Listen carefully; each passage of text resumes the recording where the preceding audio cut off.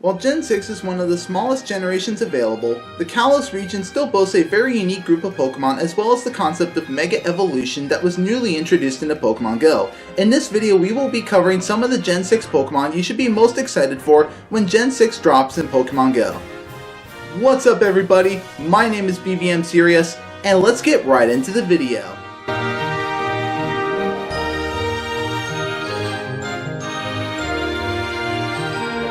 Starting off the list, we have the Kalos starters, which are Chespin, Fennekin, and Froakie. Which, if you actually saw the Pokemon Go 4th year anniversary picture, you might have actually saw a slight tease of these three starters in the picture. If you look very closely, you can actually see them. Circled in red in the picture are the three Kalos starters, and you can also see some of the Mega Evolutions in the picture as well. So going furthermore in depth with these starters, each one of them evolves into their final evolved forms, and they all have a very unique typing. First off, we have Chesnaught, which is a grass and fighting type, and then we have Delphox, which is a fire and psychic type, and then we also have the popular fan favorite Xerneas, which is a water and dark type. Now we're going to be covering a little bit more of Xerneas more so than the other starters because it actually has another form. This other form is called Ash-Greninja, which is based off of Ash Ketchum's special Greninja that he actually uses in the Pokemon anime. So what makes this form of Greninja different from the normal form is obviously it has a much different appearance, but not only that, it also has a much higher attack stat than its normal form does. So this will make it a very viable Pokemon in Pokemon Go if they ever do decide to drop it. I obviously don't know when Gen 6 will be arriving in Pokemon Go, but when it does, I already know we will be getting the starters as probably one of the first Pokemon to debut in the game, and obviously we won't be getting the Ash-Greninja right away. They'll probably be saving it for something else. And also, by the way, this is not a Mega Evolution. This is just simply another form of Greninja. But anyways, I am definitely very excited for the Kalos starters, and I'm definitely excited for Greninja. Next up on the list is a bug-type Pokemon called Vivillion. So Vivillion is a very unique Pokemon because it doesn't have just one, but 20 different patterns. Two of these are actually event-related patterns that came out through different events, but all the other patterns are actually technically considered region exclusive. Depending on which country you live in or what part of the world you live in, you got a certain form. For me, I think I got like the purple meadow pattern, I believe it is. Each different form is in a different part of the world. It's kind of confusing to explain because each one is only in like a select few of countries. Now the two different event forms are the fancy pattern and the Pokeball pattern, and these will probably very likely be introduced with like maybe field research or special research or however Niantic wants to release them. Vivillion is just a regular bug type Pokemon, nothing like too special, nothing too big. But with there being 20 different patterns, this is going to make it very fun and interesting because everyone is going to be going after all those patterns when Vivillion does debut. So next up on the list, we actually have a Pokemon called Flabebe and its evolutions Floette and Florges. So these three Pokemon, with their flowers that they have, they can be one of 5 different colors. But we're also going to be diving into Floette just a little bit because it actually does have an alternate form called Floette Eternal, which is based off of AZ's special Floette that he actually has in the Pokemon X and Y games. And what's pretty interesting about this form of Floette is that it was never introduced with any events of any sort, was never made available to the players. But this form of Floette also has higher stats than the original Floette, and it does not evolve. So I'm very curious as to whether or not Niantic might release this form of Floette into Pokemon Go. And also going into Florges. Florges is going to be a very good fairy type Pokemon having very high offensive power. Not only that, but it will also require an evolutionary item to evolve. Very similar to all the Generation 4 and Generation 5 Pokemon, each requiring the universal item of a Sinnoh Stone or Unova Stone respectively. So we will probably very likely see another universal evolutionary item for all the Gen 6 Pokemon that require one. But yeah, I'm very hyped for Florges to be released in Pokemon Go because it is going to be a very good fairy Pokemon. Next up, we have the Kalos fossils, which are Tyrunt and Amaura. Depending on the time of the day, during the daytime, Tyrunt evolves into Tyrantrum, which is a rock and dragon type and has very high offensive power. And Amaura during the nighttime becomes Aurorus, which is a rock and ice type and is very defensive. Overall, I love the design of these Pokemon, and I feel like that these two will have a lot of potential when they drop in Pokemon Go, assuming they get some pretty good movesets. Next up on the list is one of my personal favorite Pokemon from Gen 6, and one that a friend has actually been asking me about whether or not they'll be releasing this into the game, is none other than Sylveon. Sylveon is the final member, as of right now, in the Eevee family that has yet to be released into Pokemon Go. After they release Sylveon in the game, that'll be all the evolutions in Pokemon Go, and Sylveon is definitely one of my personal favorites. It's not the best fairy type in the game, but I loved using him in the main series games. I mean, he kicked butt. Sylveon is definitely a good Pokemon worth having in Pokemon Go. As for how we might actually evolve an Eevee into a Sylveon, I'm not sure. Maybe this might be connected to the Buddy Adventure functionality that we have in Pokemon Go, as it is somewhat similar to the Pokemon and Me feature in the main series games X and Y and Omega Ruby and Alpha Sapphire. It'd be very cool if we were able to evolve a Pokemon using the Buddy Adventure functionality. I mean, this is just a wild guess. Maybe Niantic has another way of making Eevee be able to evolve into Sylveon when he debuts in Pokemon Go. So all the other evolutions have Flower Crown variants, and hopefully when they do release Sylveon, hopefully Sylveon will have a Flower Crown variant too.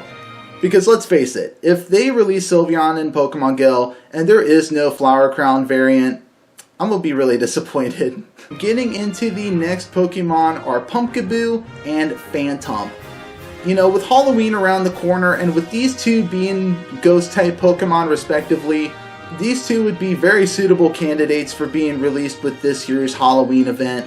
Because if you think about it, with every other Halloween event we've had, we've always gotten a new Pokemon introduced. Like with last year's Halloween event, we've gotten Yamask and Darkrai. It would only make sense that we get some new Pokemon with this event as well. We already know that Mega Gengar is going to be part of the Halloween event, assuming we complete the challenges that relate to that. But hopefully we do get Pumpkaboo and Phantump because they're both really cool, and what they evolve into, Gourgeist and Trevenant respectively, are both really cool Pokemon. I love them. And also with the Halloween Cup being announced, they are allowing ghost types in there, and with them being part grass as well, will give them a pretty nice advantage because obviously the meta mostly consists of a lot of Azumarils, and fairy types are going to be allowed in the Halloween Cup, which means Azumarill will be too, and Gourgeist and Trevenant would be very good to handle that. But focusing a little more in depth with Pumpkaboo and Gourgeist, each of these Pokemon, they're not necessarily different forms, but more rather different sizes. And the bigger Pumpkaboo and Gourgeist get, the higher their stats are. I'm wondering if Niantic will actually follow this with Pumpkaboo and Gourgeist. Hopefully they do, that would be really cool.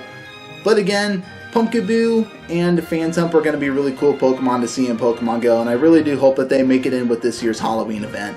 Now getting into the legendaries from Gen 6, the first one we are going to be talking about is Xerneas. Xerneas is the first fairy-type legendary to be introduced in all of Pokemon, and a very good fairy-type legendary at that. With this Pokemon having some very high stats, and assuming it gets some really good movesets like possibly things like Charm or maybe even Dazzling Gleam, Xerneas will definitely have a lot of potential and will very likely outclass Togekiss and Gardevoir as being the new best fairy attacker in all of Pokemon Go. This Pokemon will become a monster if they do give it Charm and Dazzling Gleam, which is what I'm kind of hoping for, because Xerneas is definitely a very good Pokemon and very worthy to have in Pokemon Go. Not only that, but it'll give him a lot of potential in not only raids, but also the Open Master League.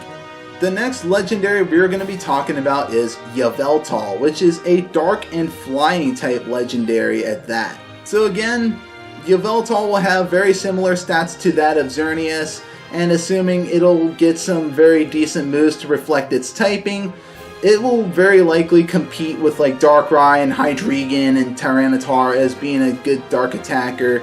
There will definitely be a lot of competition amongst those dark types. Assuming Yveltal also gets some good flying attacks, he could have the potential of being a very good flying attacker as well. Currently, Moltres is the best flying attacker with Wing Attack and Sky Attack as his moveset to make him the best meta flying attacker. It'd be nice to see something else become meta relevant as a flying attacker for a change. And like Xerneas, will very likely be very useful in raids and also the Open Master League as well. And the next legendary we're going to be covering is Zygarde. So Zygarde has not one, but 3 different forms. So Zygarde is actually a ground and dragon type, and his 3 different forms are the 10% form, which is not very bulky. It actually looks like a dog. And we also have the 50% form, which looks like a land snake and actually has some more balanced stats. And then we have the 100% Zygarde, or the complete Zygarde, which is super bulky, having a ton of hit points, and it looks like a transformer. This thing is going to be a beast when he drops in Pokemon Go. It's going to be absolutely crazy. Not only that, but he also shares his typing with Flygon and Garchomp. And of course, we already know Mega Garchomp has a Mega Evolution. It doesn't already exist in Pokemon Go as of this video, but when it does, it will probably end up being better offensively than Zygarde will. But again, Zygarde will be very bulky, so I'm very curious to see how this will shake up the meta, if anything. So getting into the mythical Pokemon, the first one we are going to be talking about is Diancie. Diancie is a Rock and Fairy type Pokemon and is the only Gen 6 Pokemon that has a Mega Evolution. When it does Mega Evolve, its offense goes up, but its defense goes down. So Diancie will become much glassier when it Mega Evolves. But assuming it gets a really good moveset, it could have the potential of outclassing both Xerneas and even Rampardos as being a good Rock attacker and Fairy attacker respectively. So needless to say, Diancie will be a complete monster when it drops in Pokemon Go. It'll probably be a while yet before we do, but Diancie is going to be amazing. Next up we have Hoopa. So Hoopa has 2 different forms. It has the Confined form, which is a Ghost and Psychic type Pokemon, and then we also have the Unbound form, which is a Dark and Psychic type, and its offense is much higher than that of its Confined form. With Unbound Hoopa, this will shake up the Dark and Psychic meta tremendously. And last but not least, the last Pokemon I want to talk about is Volcanion. So what makes Volcanion pretty unique is not only its appearance, but also its typing. Volcanion is actually a fire and a water type, and it could actually have the possibility of competing with Reshiram and Kyogre, but of course with Kyogre having a primal form, this will just be blowing everything out of the water with just its high offensive power. So Volcanion definitely will not be outclassing Kyogre anytime soon. But again, with its fire and water typing, this will offer him some pretty unique coverage, not only in raids, but also in PvP. So I am very excited for Volcanion. And so there you have it. That is pretty much all the Gen 6 Pokemon I really wanted to cover for this video. And despite Gen 6 being one of the smallest generations out there, there are still many more Gen 6 Pokemon that I could have covered. But even if I did, this video would already be long enough. I felt like it was already quite long as I was making it, so I didn't really want to talk about any more than what I've already covered. But it really goes to show just how amazing and unique Gen 6 really is. There's some pretty awesome Pokemon out there that I just cannot wait to see get introduced in Pokemon Go, especially Xerneas and Yveltal, and my personal favorite Sylveon, because they're all very amazing Pokemon. So yeah, with Gen 6 comes some more Pokemon to look out for, and not only that, but it is also what gave birth to Mega Evolution, and Mega Evolution, in my opinion, is just one of the coolest concepts of all time. Not only do we see different appearances of some of the Pokemon we already know and love, but we also see an increase or even a decrease in stats. So yeah, needless to say, I am very excited for whenever Gen 6 debuts in Pokemon Go, and for the moment that we actually get more Mega Evolutions implemented into the game. We already know they're here, and with the 4th year anniversary picture teasing the Gen 6 starters, we already know Kalos is on its way into Pokemon Go. And of course, due to how small Gen 6 actually is, I highly doubt the waves are going to be as big, so we'll probably only get like the starters and probably just like a few other minuscule Pokemon to start out with. And then from there on, we'll probably get like the other Gen 6 Pokemon released like through events like we have with like Gen 5. So yeah. So there you have it. Some Gen 6 Pokemon to look forward to, some new Mega Evolutions to look forward to, and probably even seeing some new methods of evolving Pokemon to look forward to as well. So honestly, in my opinion, 2020 is not a total bust. I mean, at least we have another like big thing to look forward to. But yeah, anyways, I hope you guys are as excited as I am. I'm definitely excited for Gen 6. But anyways, I hope you guys actually enjoyed this video. I had a lot of fun making it. If you did, please consider hitting that subscribe button down below. Let's see if we can get to 100 subscribers by the end of this year. I know you guys can do it. And also, leaving a like and a comment won't hurt either. But anyways, that is it for me today. I'm BVMSerious, and I hope you guys have a seriously amazing day. Thank you so much for watching.